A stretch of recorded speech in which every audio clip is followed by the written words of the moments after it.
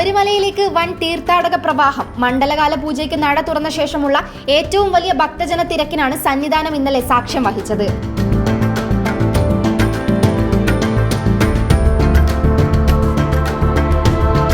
വ്യാഴാഴ്ച ദിവസമായ ഇന്നലെ 77,026 തീർത്ഥാടകരാണ് ദർശനം നടത്തിയത്.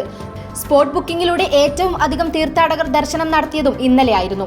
9,254 പേരാണ് ഇന്നലെ സ്പോട്ട് ബുക്കിംഗ് മുഖേന ദർശനം നടത്തിയത്. ഇന്നലത്തേതിന് സമാനമായ തിരക്കാണ് ഇന്ന് പുലർച്ചെ നട തുറന്നപ്പോൾ മുതൽ സന്നിധാനത്ത് അനുഭവപ്പെടുന്നത്.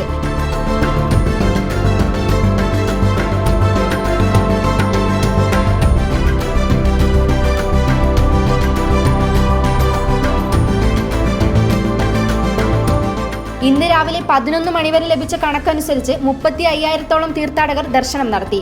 അപ്പം, അരവണ കൗണ്ടറുകൾക്ക് മുമ്പിലും വലിയ തിരക്കാണ് അനുഭവപ്പെടുന്നത്.